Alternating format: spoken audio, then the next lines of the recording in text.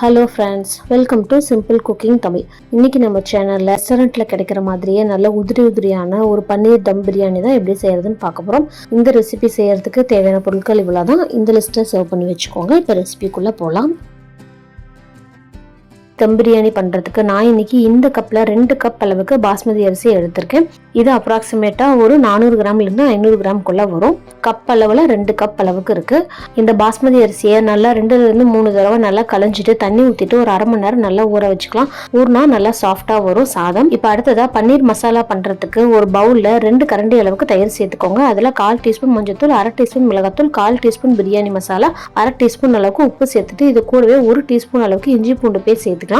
வாசனைக்காக ஒரு கை நிறைய கொத்தமல்லி புதினா நல்ல பொடியாக கட் பண்ணி சேர்த்துட்டு இதெல்லாத்தையும் ஃபஸ்ட்டு ஒரு டைம் மிக்ஸ் பண்ணி விட்டுருங்க.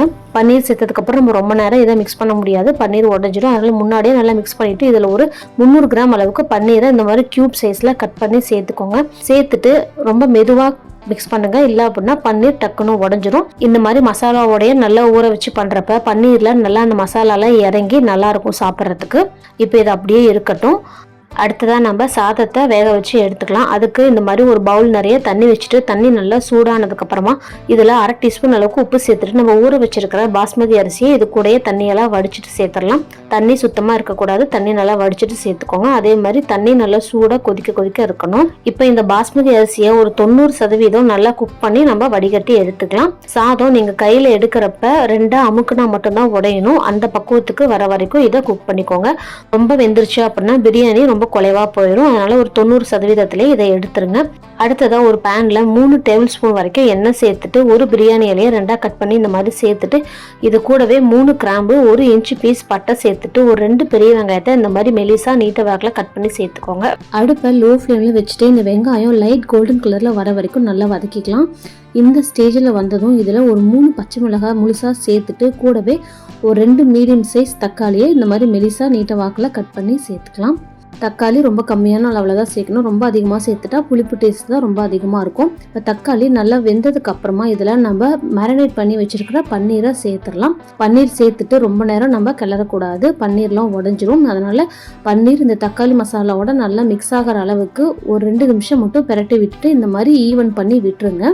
பன்னீர் சேர்த்துட்டு நம்ம இதை தனியாக வேக வைக்க தேவையில்லை. பன்னீர் ரொம்ப சீக்கிரமாகவே வெந்துடும். அதனால பன்னீர் சேர்த்த உடனே நம்ம வேக வச்சு வடிச்சிருக்கிற சாதத்தை இந்த மாதிரி மேலே அப்படியே லேயராக சேர்த்துக்கலாம். அதே மாதிரி இந்த சாதம் சேர்க்குறப்ப பன்னீரில் ரொம்ப தண்ணி இருக்கக்கூடாது. ஏன்னா நம்ம ஆல்ரெடி சாதம் வேக வச்சு தான் சேர்த்துருக்கோம். அப்படிங்கிறனால ரொம்ப தண்ணி நிறையா இருந்துட்டா கீழ்ப்பக்கத்தில் இருக்க அரிசி எல்லாமே ரொம்ப குலைவாக வெந்துடும். எல்லா சாதத்தையும் இந்த மாதிரி பரவலாக சேர்த்துட்டு கடைசியாக மேலே எல்லோ கலர் ஃபுட் கலரை தண்ணியில் மிக்ஸ் பண்ணி இந்த மாதிரி லேயராக இதை தெளிச்சு விட்டுருங்க. இப்போ இதை மூடி போட்டுட்டு ஒரு 7லேருந்து 10 நிமிஷம் வரைக்கும் அடுப்பு லோ ஃப்ளேமில் வச்சு நல்லா தம்மில் வச்சிடலாம். 10 நிமிஷத்துலேயே மீதி இருக்க அரிசி எல்லாமே நல்லா புழுங்கி பன்னீரும் நல்லா குக் ஆகி தம்மாகி வந்துடும்.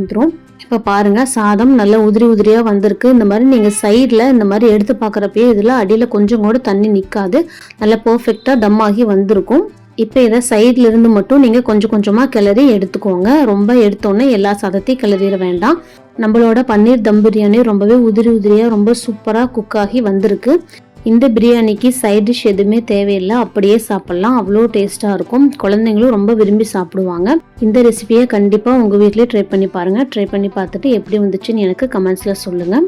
நம்ம சேனலே நிறைய வெரைட்டி ரைஸ் போட்டிருக்கோம். அதோட லிங்க்கும் டிஸ்கிரிப்ஷனில் தரேன், மறக்காமல் செக் பண்ணி பாருங்கள். நம்ம சேனல் உங்களுக்கு பிடிச்சிருந்தா லைக் பண்ணுங்கள், ஷேர் பண்ணுங்கள், மறக்காமல் சப்ஸ்கிரைப் பண்ணுங்கள். தேங்க்யூ.